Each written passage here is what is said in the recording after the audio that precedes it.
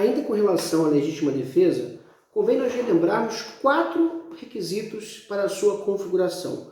A primeira delas é que a legítima defesa é sempre uma reação a uma agressão atual ou iminente e injusta, ou seja, a legítima defesa ela tem um componente reativo.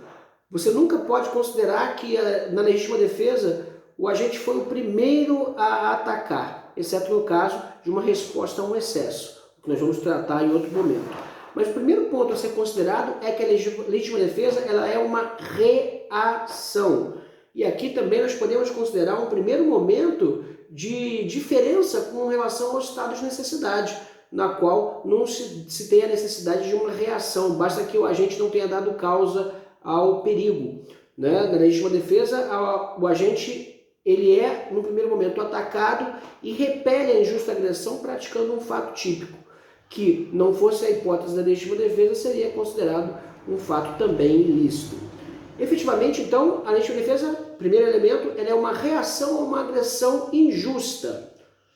Segundo elemento, temporal. Essa agressão ela é atual ou iminente, ou seja, ela está acontecendo ou prestes a acontecer. O agente está se aproximando da sua casa armado ou ele está com a arma em pronto uso, prestes a atirar. Não importa exatamente o momento em que isso ocorra, desde que seja dedutível pela situação de fato a iminência da agressão. 3. É preciso que esteja em jogo a defesa de um direito próprio, hipótese em que a legítima defesa será chamada legítima defesa própria, ou direito alheio, hipótese em que a legítima defesa será tratada como legítima defesa de terceiro. E 4, nós temos que pensar aqui em uma proporcionalidade dessa reação, ou seja, é preciso que haja tanto a moderação quanto necessidade com relação a essa resposta. É quase que como se a gente estivesse aqui utilizando os critérios da proporcionalidade da orientação do Supremo Tribunal Federal, à exceção da necessidade de um controle de sintonia fina, né? Que nós temos que pensar na moderação no emprego dos meios necessários, ou seja, os meios suficientes para que se levasse o agente à efetiva proteção, eles não podem exceder o limite dessa proteção, ou seja, se eu disparo uma arma de fogo contra o agente que cai no chão incapacitado, a persistência nos disparos já não mais configuraria a legítima defesa, pois a imoderação nesses meios, né, ainda quando sejam necessários, levará à configuração do excesso doloso ou culposo. Na hipótese do excesso doloso, a gente vai responder por homicídio doloso, né, ou lesão corporal dolosa. Efetivamente, aqui a gente tem que levar em consideração que é essa moderação dos meios. Agora, é muito importante na hora de configurar esses elementos que a gente seja realista com relação às interpretações que nós podemos dar a esses meios moderados. Veja que os meios moderados e necessários também não devem ser interpretados como aquela situação em que o agente precisa se colocar em pé de igualdade com o agressor, né? Imagine você que uma pessoa invada a sua residência armada com um taco de beisebol ou com uma faca, e você, armado com um revólver calibre 38, dá voz de parada a essa pessoa, ordena que ela pare, mas ela segue aparentemente drogada na sua direção. Veja, ninguém está dizendo que para que o agente use os meios necessários, ele deveria guardar esse revólver, pegar uma arma equivalente e aí enfrentar o seu algoz de igual para igual.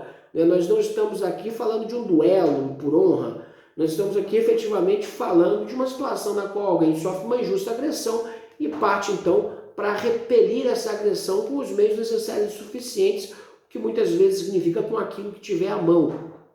Então, ninguém deve ter em consideração esse tipo de posicionamento para saber se o agente estava ou não estava em legítima defesa. Por outro lado, a excessividade ela se caracteriza quando a agressão cessa, mas o agente continua a atuar, né? É a hipótese do uso desproporcional da força, né? E aí, efetivamente, quando a gente estiver falando de meios estritamente necessários, nós estamos falando de, efetivamente, meios necessários à defesa. Veja que a legítima defesa ela nunca pode ser considerada uma licença para matar. tampouco uma autorização para morrer. A legítima defesa ela tem que ser pensada como um instituto que permite ao agente deter uma ameaça contra um bem jurídico seu. Pode ser a vida, pode ser o patrimônio ou até mesmo a honra. Né? Eu já ouvi de um professor um curioso caso em que uma jovem foi muito insultada em uma boate por se negar a dar atenção a um rapaz bastante insistente no assédio, e ela calhou de ser uma pessoa treinada em Krav Maga. Né? E então, como a tese que esse professor, que atuava como defensor público, utilizou, foi como ele nos contou o exemplo, né?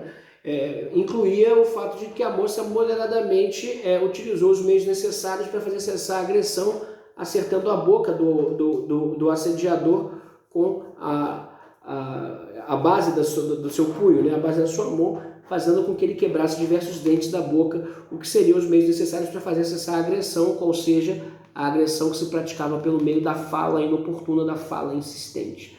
E eu não sei se ele realmente conseguiu absolver ou não a moça, mas ele disse que ali estava em jogo uma tese de legítima defesa na qual sua honra foi protegida a partir de uma agressão. Bom, em tese, a legítima defesa não fala exatamente quais são os bens jurídicos a serem protegidos e quais não serão os meios protegidos. A legítima defesa não fala nisso. E o quinto elemento que eu acredito ser fundamental para que nós possamos tratar da legítima defesa é o elemento subjetivo, ou seja, animus defendendi. É preciso que o agente se encontre em tal situação em que ele esteja consciente de que age em legítima defesa. Assim, imagine você, o agente que com a intenção de matar o seu adversário sai de casa e o encontra na rua. Ao perceber que ele se encontrava armado, dispara a arma.